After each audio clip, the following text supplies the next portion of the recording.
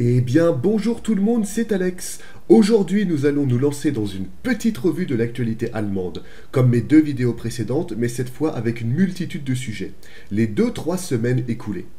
J'espère aussi que vous avez passé de bonnes fêtes de fin d'année et que cette année 2023 vous sera parfaitement profitable.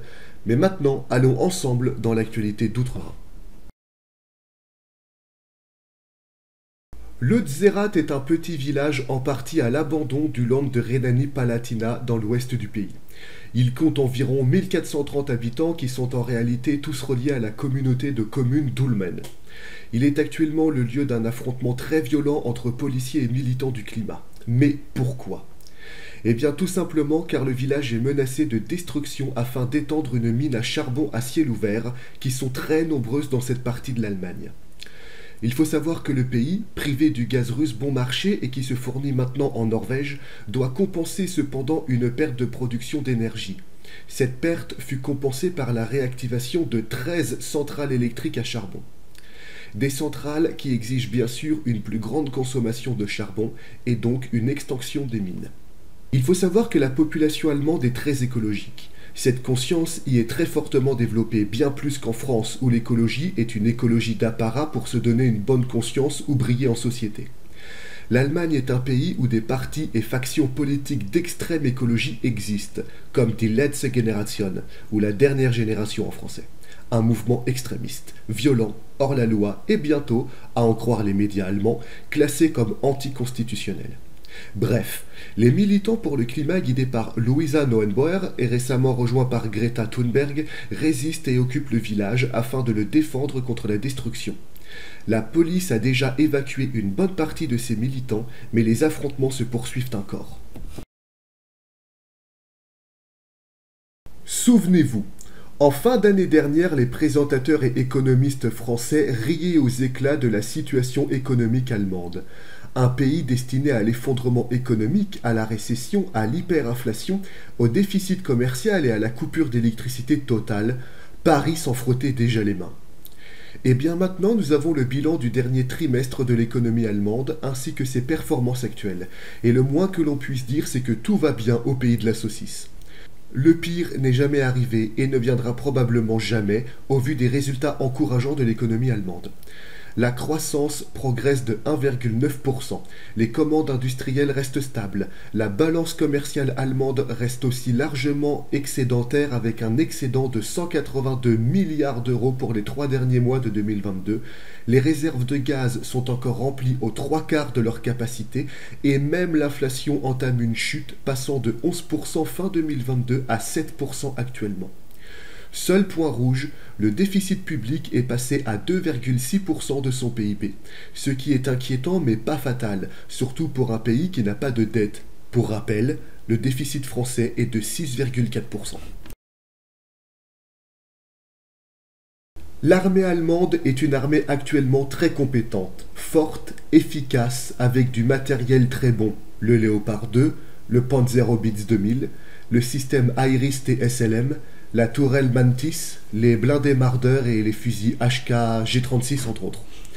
Cependant, c'est une armée qui traîne d'importantes lacunes et des vastes trous dans le matériel, ainsi qu'un manque tout aussi important dans le personnel, bien que de plus en plus de jeunes Allemands s'intéressent à l'armée.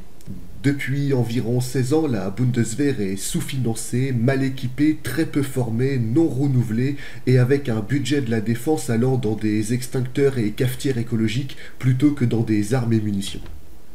En début d'année, le chancelier Scholz annonça un fonds spécial de 100 milliards d'euros afin de moderniser et de rééquiper l'armée allemande. Problème, presque un an plus tard, seuls des contrats pour les F-35, les hélicoptères lourds Chinook, les radios numériques ou l'équipement individuel sont signés et en cours, à tel point qu'à cet instant, seuls 16 milliards des 100 milliards sont dépensés. Les autres 84 milliards dorment tranquilles ou sont partis dans l'inflation. Pourtant, la Bundeswehr a reçu de nouveaux camions blindés, des nouvelles ambulances blindées et des uniformes tout neufs, dont des vêtements thermiques contre le froid. Eh bien, en réalité, les nouvelles acquisitions militaires pour 50 à 60% d'entre elles sont des commandes qui traînent les fesses depuis 10 ans. Sans parler des munitions et équipements cédés par l'armée allemande à l'Ukraine, et la Bundeswehr va encore plus mal qu'avant le fonds spécial de 100 milliards d'euros. Rajoutez à ça une ministre de la Défense qui enchaîne les bourdes, ne connaît pas son métier, n'a aucun sentiment aimant pour la Bundeswehr et dont la seule action favorable fut de laisser l'armée commander elle-même ses besoins tant qu'ils ne dépassent pas les 5000 euros. Et vous avez une armée allemande qui va mal, très mal. Ministre de la Défense d'ailleurs, qui va probablement démissionner, voire si ce n'est déjà pas le cas, dans la semaine qui va suivre, tellement elle reçoit des pressions politiques, civiles et même internes, plongeant la troupe dans un flou total sur son avenir via la nouvelle ministre et son successeur.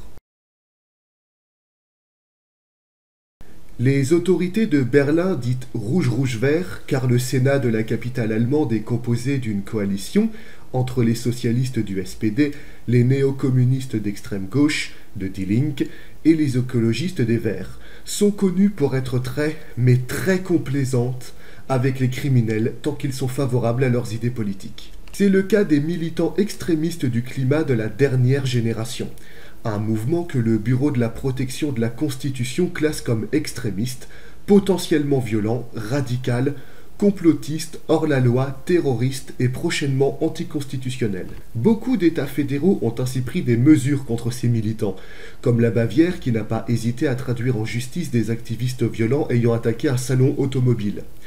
Mais à Berlin, rien.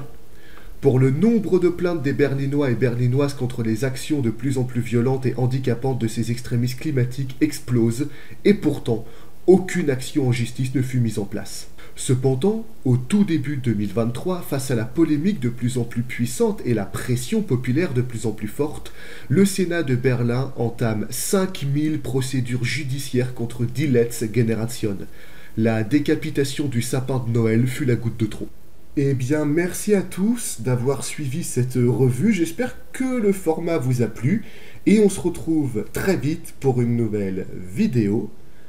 Ciao tout le monde!